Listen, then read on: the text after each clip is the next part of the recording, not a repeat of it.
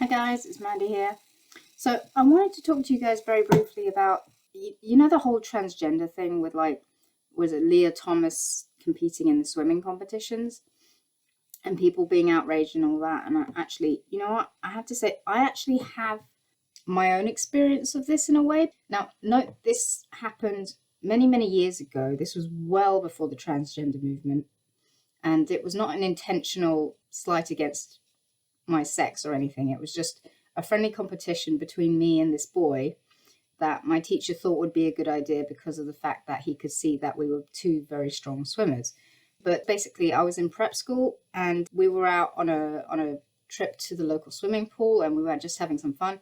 My teacher obviously saw that I was a really good swimmer, and so he decided to pit me against this boy in my school. And of course, so we raced, and naturally he won. So, and it's just actually an interesting fact that I never really thought about that as being a major thing really until recently, because of course the biology of him being a boy obviously does give him a major advantage.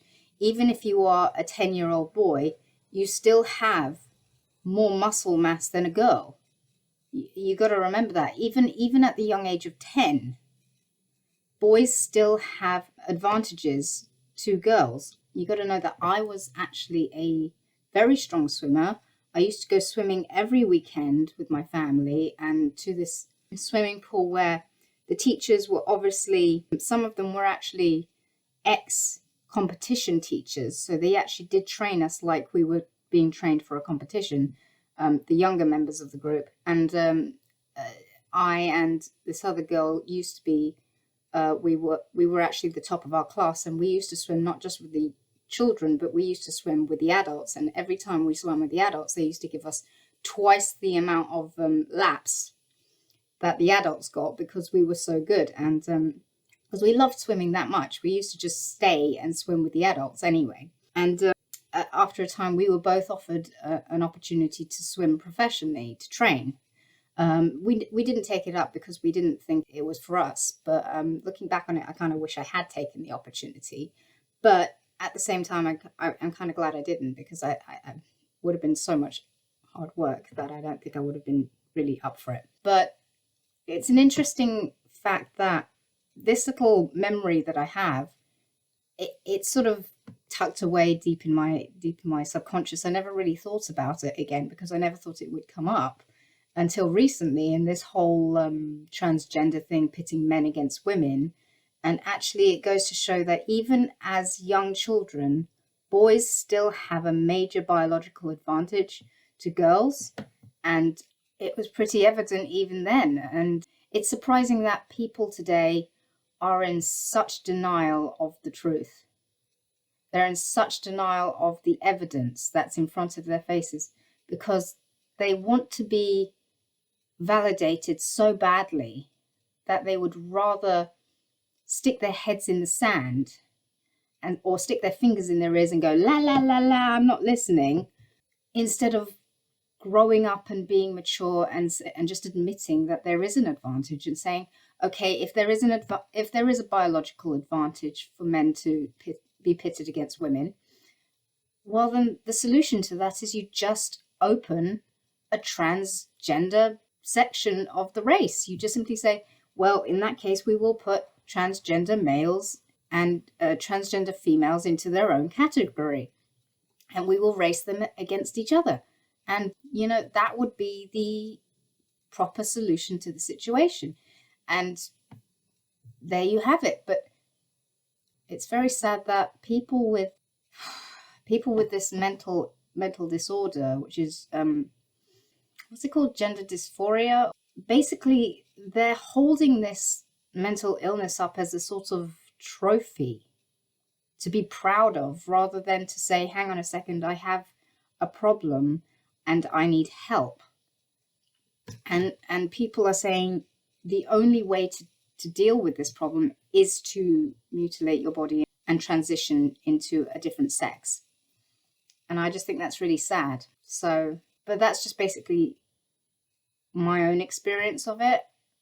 Not of the transgender movement, of course, but like of being pitted against a boy. And actually, losing. And yeah, it does actually sting when you're a very good swimmer, especially when I got given that offered that opportunity. So I was very proud of the fact that I was a very good swimmer. And of course, at the time, I was not thinking of it in terms of like this, but I was just, you know, oh, great, I get an opportunity to try and beat someone. You know, 10-year-olds, you get quite cocky and stuff, especially when you've been offered an opportunity to swim professionally. You tend to get a little bit cocky in the head. And so yeah, I obviously thought, oh, I'll win against this kid. No problem. He's small for a boy, and it's not a big deal. Of course, he won by a mile. So I mean, obviously that sort of knocked me down a peg, but it does hurt when you lose to someone of the opposite sex. I think obviously subconsciously I realized that his biology gave him an advantage. I don't think I realized it at the time, but I think I subconsciously realized that he did have an advantage because he was a boy. So I think it's something that needs to be kept in mind when pitting girls against transgenders. And I think one thing I certainly do agree on is the fact that you must never permit a transgender into the female dressing rooms. I don't agree with that. I don't agree with the idea that a man can just say, oh, I'm now a girl, so let me into the girls' dressing rooms. It's like, well, how can we prove that you genuinely believe yourself to be a woman, and that you're not going to attempt to use that as an opportunity to perv on girls? How can we prove that? You know, you can't prove that, because men lie in order to get the perverted things out there. You know, they want to have opportunities to perv on girls, and this movement is just giving them the perfect opportunity to do that. And I think it's very sad that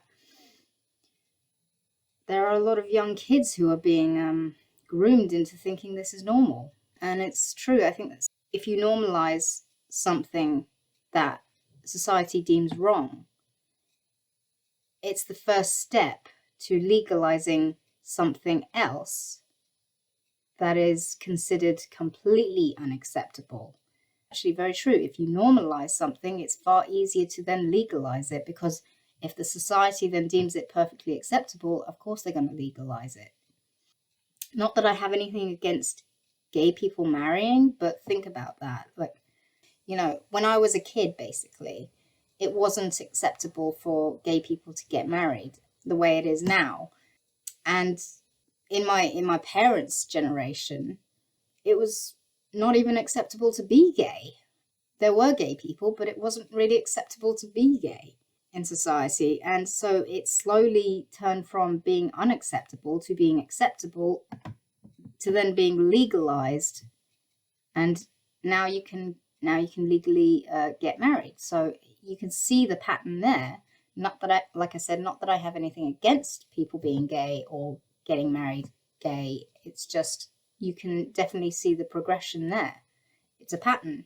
And if we normalize grooming children in schools, if we normalize them talking about transgenders, sexual topics in front of young kids as young as 6 and 5, if that becomes normal, it will then become acceptable to legalize grooming children for sexual exploitation. And that's a step you don't want to go down. Anyway, that's all I'm going to say on this topic for the moment. I will see you guys in the next video. Bye.